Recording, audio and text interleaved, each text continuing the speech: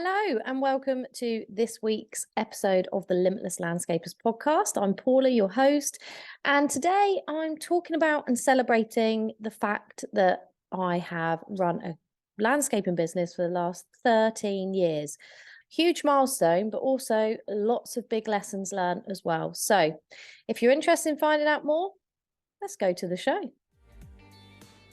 As the co-founders of the Landscaper Circle, we help you get more money, time and freedom to become limitless. Through our experiences as fellow landscapers and our tried and tested methods, if you want help with your marketing, managing or growing your business, you've definitely come to the right place. If you're a landscaper, garden designer or supplier to the industry, then hit subscribe so you never miss an episode. Now, let's get back to the show. Good morning, lovely people. How are you on this wonderful, fine morning? I'm here recording a podcast episode for you guys. It is lovely and sunny outside. It is still half term, so we will be doing some fun things with the children as well as doing some work a bit later. But how are you finding it? I don't know about you, but I found that inquiries have massively picked up over the last few weeks. I think that is in part due to the fact that we've seen some sun. We've had a brief remission from rain. I say that, however, yesterday all day was raining down south. But yeah, it's looking really great that we've got a lot of inquiries coming in. And for my part, in fact, I don't do a lot of marketing in my business because we're pretty well established and I've never really needed to do lots apart from when we first started. So it's pretty good to see that inquiries are generally picking up. So it'd be interesting to find out how you guys are getting on. Drop me a line at the Limitless Landscapers podcast and DM me over there, or send me an email, info@thelandscapercircle.co.uk. It would be good to hear how you guys are finding it out there, because sometimes it can seem quite scary. Sometimes you can feel like you're pricing, and not getting, not selling, not closing the sales, or you might find that, you're not getting loads and loads of inquiries. Whereas, like I've just said, it seems to have picked up. So yeah, I'd love to hear from you guys if you're there. So what am I talking about today? I am talking about the fact that I have been running a landscaping and garden design business for the last 13 years, which is a huge milestone, a massive milestone. Not many businesses make it to this length of time, which is insane to say the least. And we've been doing it together. So me and my husband have been working together for the last 13 years. And we haven't actually killed each other. We haven't divorced each other. In fact, we actually got married at the very beginning of this journey. So it's quite interesting. So I thought I'd bring you a podcast episode on this today because I saw in a couple of Facebook groups that there's a lot of discussion around working with your partner. So I've got 13 years experience of this, give my opinion on this, my side of the story, I suppose, and also share with you some lessons that have been learned over the last 13 years in business, because let's face it, there's many, and I won't have time to go over all of them, but definitely there's a few that stand out for me that I can share with you today. So first things first, working together. So working together for the last 13 years, let's not pretend it's been easy. It's far from easy, particularly when you have a family. And for us, a young family, our children are still only at primary school, so they're very young still. But the important thing is that we have not killed each other and the business hasn't, died a death over that time. So something must be working. When I was perusing in Facebook, as you do, and someone had written asking the question whether it's a good idea, I would say wholeheartedly yes, mainly for the fact that you are working towards one common goal. I know it can be difficult financially sometimes because you are relying on the same company, on one company, to give you the income you need to support and sustain your family and your lifestyle. But the flip side of that is you're working to one common goal all of the time. So everything is really driven around building that business, making sure that it doesn't stop, it doesn't end, and you keep going. So it gives you that element of never giving up, because also you're in it together. So you can celebrate your wins together. You can bitch and moan about the shit together. yes, it becomes a big focal point in life for us because our business is our life. We've been living it and running it for the last 13 years. First, without the children involved, now we have a family, so it becomes a bit more difficult.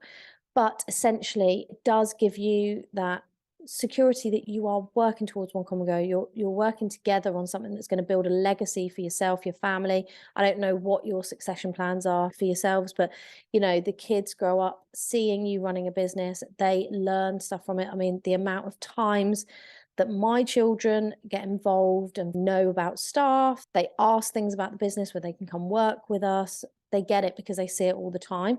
So it does keep you together in one respect because you refuse to give up. It's an important part of life. So I think working together is fantastic. Now, I also do take a proper wage from Aura Landscape. So me and my husband are on the same wages. I did see in a discussion point that some people don't actually or can't pay their other half the same money. So I feel very grateful that I'm in a position where my business, my landscape business, can pay me as much as it does Mike in order for me to be able to run the back end, the marketing, the admin, the customer contact, etc., the staff, because I think our roles are as important to each other. Because this is something that I've been trying to get through to the team as it's growing, is that all of us are really important in this business. So without me, there is no marketing, which means there's no inquiries, there's no customer contact because people are on the tools, and there's no admin, there's no contracts, there's no pay rises, there's no payroll, etc. So essentially without me, that falls. If we don't have my husband in the business, there's no one going out to quote, there's no one selling the jobs, there's no one overseeing the teams. Without the landscapers, there's no one building the projects. Without the soft landscaping guys, there's no one putting in the plants. You see where I'm going with this? Everyone is a very important cog. Not one person is more important than the other. We're all there trying to build this business together, and we're all important cogs in the machine of the business. It's what these 13 years have been is very challenging. When you're working together, it can compromise your relationship in some cases if you have major disagreements on things or don't see eye to eye. Luckily for us, we've worked through any of that and we haven't really had some big issues. It's mainly been around staff and things, but we tend to have the same vision and the same mission. So that works really well. I think that's important, that you're both on the same page if you're going to work together for the long term. And what I've learned from 13 years in business is it's a roller coaster of ups and downs. Don't believe you're going to go into business, it's going to be all smooth sailing, because it definitely is not. And it's also a massive learning curve. You've got to remember, as business owners, as landscapers, you've come into this as a landscaper, not a business owner, and you have to train and develop your skills to that of a business owner. So it's all very easy to set up a business, very simple. As long as you've got the skills behind you, I suppose you could just register your name and off you go. However, making it a business, making it profitable, and making sure that it's, there for the long term, so we've got the longevity behind us now, is really quite difficult to do. I mean, I'm super grateful for all the opportunities that have presented themselves to me over the last 13 years. And the fact that I am in it with my husband, who we are, meant to be. So we're meant to be on this journey together, and it works really well. But in these 13 years, there have been many downs. I've talked about lots on this podcast over the last couple of years since starting it, where we started from and all the things in between. We have had 3 times when we felt the business might go bust. And they were really serious times where we had to rethink the structure of the business. We had to implement different systems in order to make sure that it didn't happen again.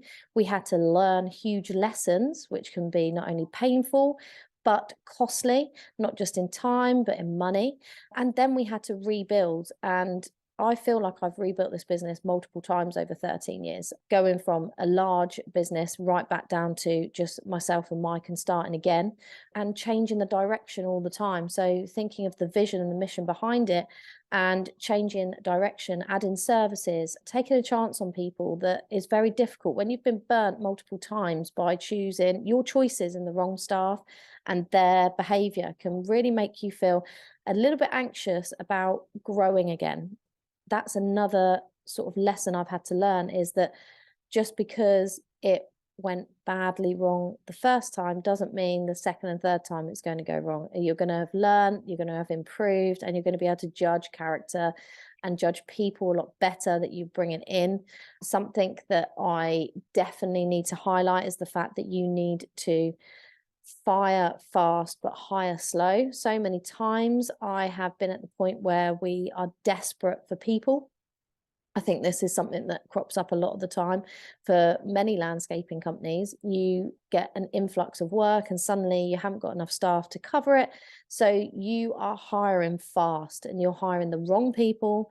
They cause absolute issues in the business, and then you delay firing them. Maybe you feel like you have a conscience. Maybe it's near Christmas, you feel guilty.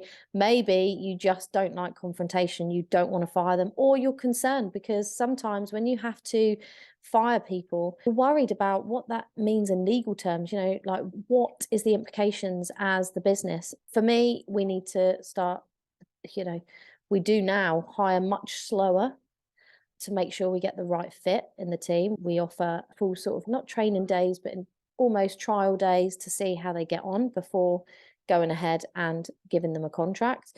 And we fire much faster. And we've had to learn that over the last 13 years. It's been a huge learning curve for us. And, where we do have these issues in the industry where it's very difficult to find staff, you can sometimes keep hold of people too long because you're scared that you're not going to find someone to fill that position. Another thing that I suggest you do a lot slower is grow. I have so much experience over these last 13 years of the benefit of hindsight, and also the fact that having grown very quickly without putting the right systems and processes in place or the right staff means it can quickly come tumbling down. So growing much slower, I know it can feel like you're not getting anywhere. Sometimes you can feel quite impatient. I'm an impatient person anyway.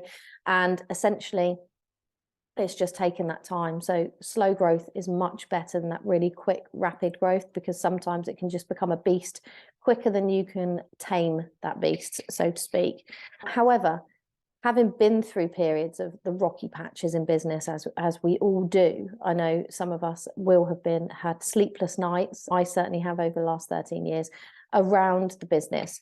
But what it does do is it builds a certain resilience in you as a person and as a business owner. You feel much more resilient, and your belief starts to build, belief that it's all going to work out in the end. And the most important thing when you're running a business and it's going on for so long is being adaptable. So you need to be adaptable to things that are happening in the outside circumstances, so the world, and you also need to be ready to change when you need to. Now, the bonus of having a smaller business is the fact that you can make changes pretty quickly.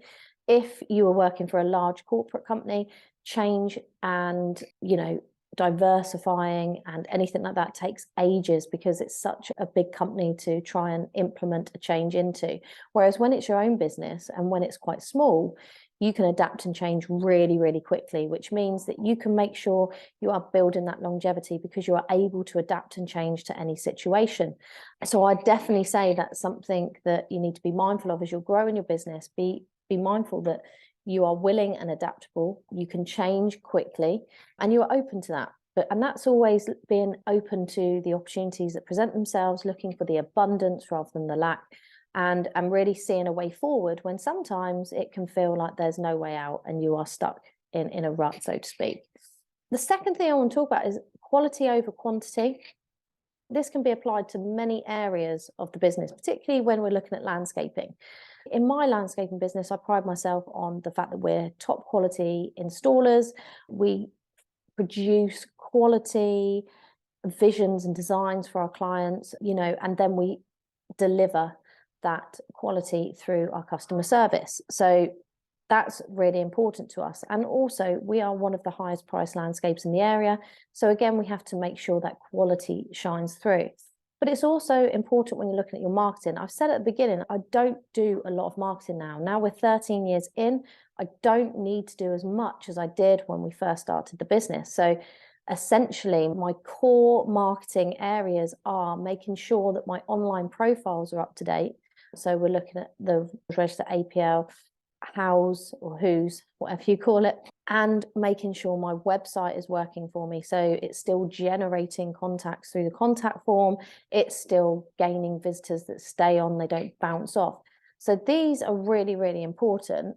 These are the things that I look to for my marketing. Also, obviously, SEO, where we're looking at updating the content, the blogs, the galleries, stuff like that.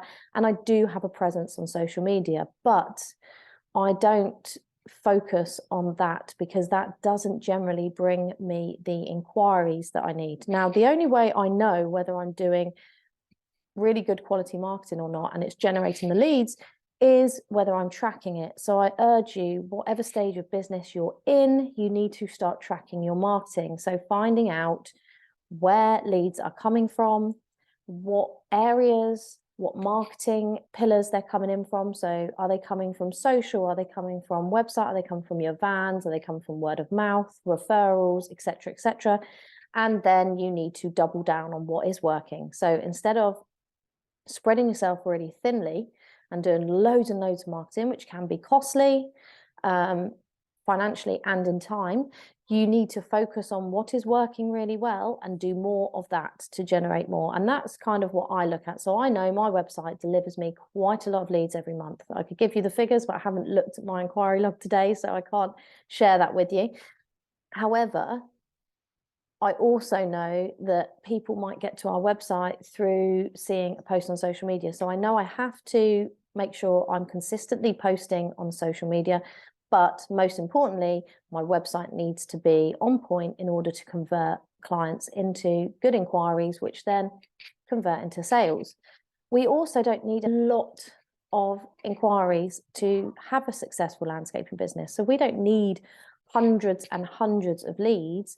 We need really good quality, high value leads in our landscaping business. So therefore, we don't need the quantity, we just need to focus on the quality. And that's all about finding out who your client is, where they hang out, making sure you're doubling down on the good marketing efforts, and then converting them into sales. So the important thing is knowing where your leads are coming from, knowing if they're good quality or bad quality, and also just knowing what works in order to make sure you're not wasting your time and your money on things that don't. So that's a really important lesson I've learned.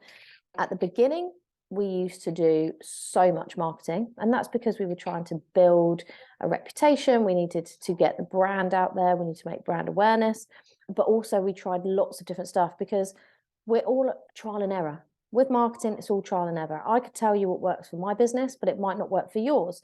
I could, share multiple marketing strategies with you, but you might not want to do some of the kinds of marketing that we've done in the past, present and future. So you need to be mindful that it really is a trial and error, and it has to sit well with you. Some people love to knock on doors. I personally don't like that approach because it smacks of low value open company. So it's horses for courses, but it's also trial and error. You just have to keep trialing stuff, but making sure you're monitoring it so you know what is working and getting the facts, not pretending knowing exactly where things are coming from and why they're coming from there, what marketing has brought them there, what made them inquire with you. So it's really important, the quality versus quantity. Let's not go down the route of pricing to win work. That's never going to make for a long living company. Personally, I would increase prices. I would also absolutely charge for site visit fees. Now, this is another lesson I've learned over the years. Something I should have done way before I did is charge a site visit fee. I don't know how many years we've been doing it now, but it's not been 13 of them. It's probably been about 3, maybe 2. Actually, it's probably before COVID wiped out so much that you lose track of the time frames in life now. But essentially, it's definitely a lot less than 13. And the main benefit that I can share with you, I know there's still people out there that are worried about charging a site visit fee. They think they're not going to get clients, you're not going to get site visits booked in. And I'm here to tell you that's absolutely wrong. As long as you position your company as a company of quality, I think there's no problem with charging a site visit fee. The site visit fee essentially is the best way of getting rid of time wasters. It absolutely is. And it's been the key thing that has proven to me time and time again that when I do not charge a site visit fee, I get a low quality client. People that pay the site visit fee are more likely to go with you. Not all of them do, don't get me wrong. There's some people that still say you're too expensive, or, we just can't afford it right now. But they are more invested in you. And I don't charge a huge site visit fee. I charge £54. And we still get enough inquiries, we still make enough sales. And the fact is, people that pay that fee are way more invested in the company than people that don't. The people that haven't, and I've trialed it actually last month, I think 2 people didn't pay a site visit fee. Those 2 people, their immediate response to me was, you're too expensive. I've had quotes that are 5-6 grand cheaper than you. You're way too expensive. So they didn't see the value in the first place. They didn't pay the site visit fee, so they weren't invested with me. And it was just a huge waste of time. So it comes back to teach me the lesson again and again. But the main thing I would urge you to do as a landscaper is to charge a site visit fee. So you stop wasting time, you stop running around like headless chicken, and you improve the quality of your leads. It's no different to what they call a tripwire in marketing terms. So as a marketer, you create a tripwire, which is basically a product that's very cheap to buy. But once someone has bought from you, they're more likely to buy your higher ticket items from you. So if you've paid, say, £10 for, I don't know, maybe you've opted in for a webinar that's cost £10. Just an example. Then when you go into that webinar, at the end, they will do a sales pitch. This is what webinars are for. And then they'll try and convert you to their higher ticket item, which could be anything. It could be a course, it could be a product, anything like that. And essentially, because you've already bought that £10, you're already invested, you are more likely to then, when being asked to buy something else from this company or person, you will go ahead and do it if you know, like, and trust them. Because obviously it's all about sales, is all about know, like, and trust. If you've got the value from the £10 product, you will probably then buy the £50, £100, £2,000 product, because you've bought something that you've loved. You now trust that person, they've built that with you in that very, they call it a tripwire, they call it loss leader.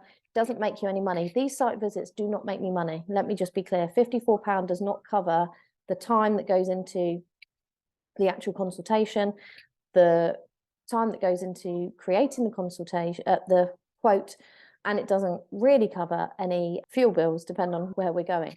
So essentially, the site visit fee is a loss leader. It is simply a tripwire, simply a way to get someone to spend money with us, to buy into us, to believe that we are worth that money, that we are a quality contractor. And then once we provide them with the quote, if they are happy with it, they know, like, and trust us, they will go ahead and buy with us. So I would really, major thing that I learned there was just charge a site visit fee. Don't be afraid. It's made a huge difference to my business. One of the biggest things I put in, the easiest things, although it's not easy to ask for it, I still get a bit nervous when I'm asking for it, but you've got to know your value, know your worth. If you don't, go check out the last episode on the podcast and begin to get confident and comfortable with asking for the site visit fee. The last thing I want to talk about is accountability. In business, and being in business for the last 13 years, I have had coaches most of the time. At the beginning, obviously, I didn't, but I joined the entrepreneur circle actually and started to sort of hang around with more business people. You should hang around with those people that you want to be around more. So I was moving around in more business owner circles. It was really great because I met a lot of good friends and colleagues there who could really keep me accountable in my business and moving it forward. As we slightly grew, I got my first mentor, and it was a turning point in the business because at this point we were looking to expand the business from our home to a yard. And I had no idea if I could afford this. I had no idea if I could afford to take on a yard or not. I had no idea if I could take on an office or not, and also have some office staff with me trying to grow the business further. This mentor did know is that I needed a cash flow. Now, I feel like I bang on about cash flows and cash flow forecasting in every single podcast episode, but it is hugely important to business. And there are still businesses out there that don't do it. And I didn't do it for a few years. I think it was 2 or 3 years until I had my first mentor. And it was only then when they said, well, look at your cash flow. And I said, what is a cash flow? And they said, well, it's the movement of money in and out of your bank, real time. Can you afford it? And essentially, this guy, he helped me set up the cash flow forecast. And as they say, the rest is history. We then could make decisions based on that and actually have real-time information about the business. Now, that kind of blew my mind and accelerated the business because we found out we could afford a yard. We went ahead, we got it, and we then began to grow the business quite rapidly with staff, both outside the office and inside the office. And so it began. So that was my first accountability with a coach. And since then, I've had multiple different coaches, and also in my fitness life, I have a fitness coach as well. And the main benefit of this is because they can hold you accountable. They are fresh eyes looking on your business that have no connection to your business on the inside. So there's no bias in any way. So it's someone that you can run ideas past, and they'll tell you if it's absolutely awful or great. They can share their experience with you, because I'd always urge you to choose mentors that have run their own businesses, because they have that knowledge and that experience, real life experience in doing so. And essentially they hold you accountable. So if you haven't done the actions they've asked you to do, that's on you, and you've paid a lot of money for it. And it's also like turning up to school without your homework being done. It's really, really important. So if you are growing your business, developing your business, you absolutely need to invest in your business and a coach. Some people say they can't afford it. I would urge you to see if you can't afford to not take that chance, because essentially having a coach enables you to grow and develop your business quicker. Most of the time, yeah, they'll make you more money, you'll become more profitable, and your business will just develop much quicker when you've got someone behind you who's like your cheerleader and who can point out things like you haven't got a cash flow forecast, how the hell are you running a business to you, without you feeling like you're being attacked. Which can happen, particularly if you work with your partner and they tell you things like that, then that can be not as well received as if an outsider says it to you, such as your coach. So absolutely, if you haven't got a coach, you need to get one, because that accountability is the way forward in order to grow your business quicker and become more profitable. That's really it from me today. I've gone on way too long. I might do a second podcast on other things, because that's not just the only things I can share with you about 13 years in business, but I will save that for another episode. Now, I am now officially the Landscapers Coach. So if you are looking for a coach, do get in touch. You can have a free one-to-one call with me to see if we would work together really well. And as part of my coaching package, you get to become part of the mastermind with other high level, high quality, high vibe landscapers like yourself, all looking to grow and develop their businesses. So if that's something you're interested in, give me a shout on all the usual places. Every link will be in the show notes, and I will be back with you a week today on the Limitless Landscapers podcast. Ciao for now.